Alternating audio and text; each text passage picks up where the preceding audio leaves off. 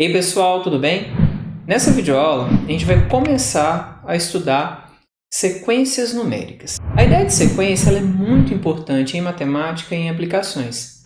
Para você ter uma ideia, você pode utilizar, no sentido mais amplo, uma sequência para obter uma solução ainda que aproximada para fenômenos que são modelados, por exemplo, através de equações diferenciais. Nesse curso, a gente vai fazer uma introdução a esse conceito, tá bom?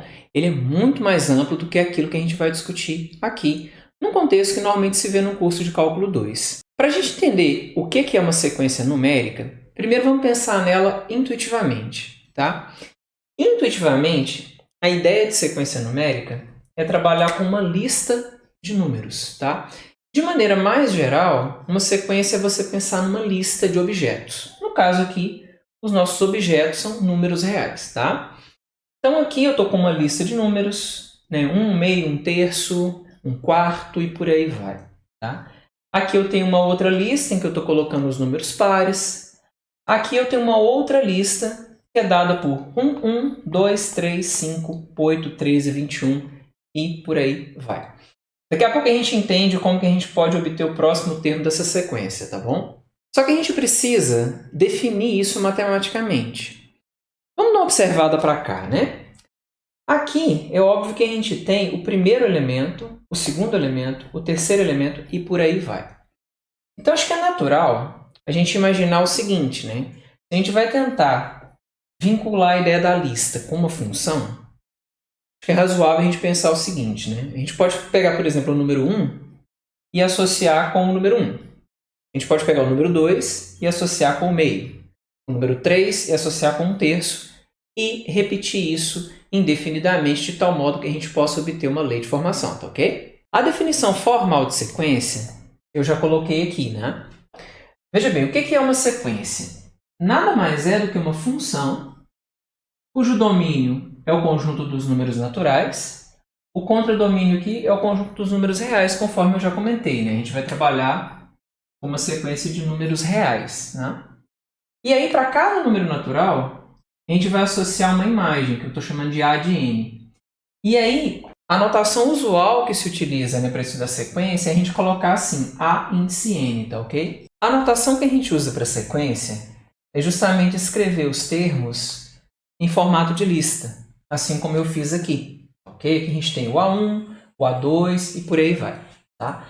Uma notação mais compacta seria a gente escrever assim, né? A gente coloca o AN entre chaves e coloca que o n está variando de 1 a infinito. Ou ainda, quando não houver nenhum tipo de confusão, nenhum risco de confusão, a gente usa só essa notação. Existem outras notações também, tá bom? Por exemplo, às vezes pode-se trocar a chave por um parêntese, mas eu não vou me preocupar muito com isso aqui nessa videoaula. Esse AN, pessoal, que aparece aqui, a gente chama ele de termo geral da sequência, tá? Esse cara é o termo geral da sequência. Aí vamos entender direito isso aqui. Vamos pegar esse primeiro exemplo, né? Vamos dar uma olhada. A gente consegue imaginar aqui um AN que representa esse troço, né? Que seria o termo geral.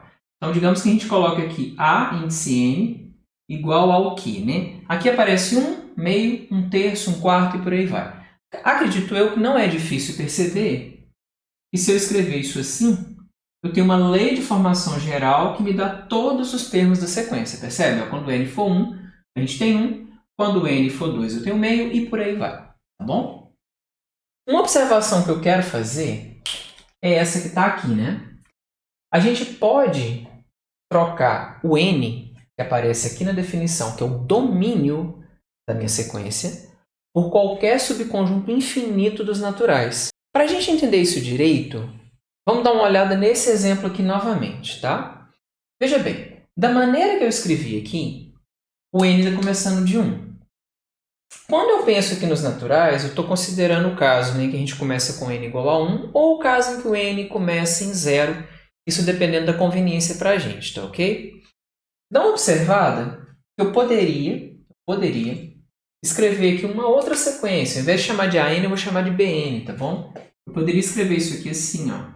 BN igual a 1 sobre n menos 1, tá? Mas nesse caso, eu vou considerar que o n é maior ou igual a 2, tá bom?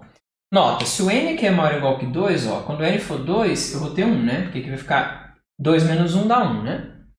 Quando o n for 3, eu vou ficar com 3 menos 1 dá 2, né? Aí eu tenho meio, né? Então, nesse caso que eu estou colocando o Bn, o domínio que eu estou considerando aqui são os naturais a partir de 2, que é um subconjunto infinito dos naturais. Agora, vamos retomar aquelas listas que a gente trabalhou no iniciozinho dessa videoaula. São essas três que eu estou colocando aqui na tela, né? Eu estou pedindo para determinar um termo geral para as sequências. Esse primeiro a gente já bateu um papo sobre ele. Aqui eu estou usando um termo geral porque, na verdade, a gente pode ter mais de uma representação, né? Conforme a gente já conversou, além dessa, a gente poderia, por exemplo, pegar uma outra representação, e aí eu vou usar o termo AN mesmo, tá? Vou representar assim, né? Com n começando de 2, tá bom? Do mesmo modo que aqui, eu poderia escrever o termo geral assim, né? Ó, esses caras são os pares, né? Bem, os números pares eu posso representá-los assim, né? 2n, só que aqui eu estou pegando a partir do zero, então o n aqui tem que começar do zero, né? n maior ou igual que zero. Naturalmente, você poderia escrever isso aqui de forma adaptada com n começando do 1, tá bom? Esse caso é um caso mais interessante porque é um caso que a gente chama de sequência recursiva, tá? O que eu quero dizer com sequência recursiva? É que um termo acaba dependendo dos anteriores de alguma maneira. Nesse caso específico, a gente pode notar o seguinte. Essa sequência ela tem 1 e 1, e o próximo termo, que é o 2, ela depende dos dois anteriores. Esse cara é a soma desses dois, percebe? Esse 3 é a soma do 1 com o 2, percebe? O 5 é a soma do 2 com o 3, o 8 é a soma do 3 com o 5, e o mesmo vale para o 13 e o mesmo vale para o 21. O que eu quero dizer com isso, né? Essa sequência ela vai ser representada assim, ó.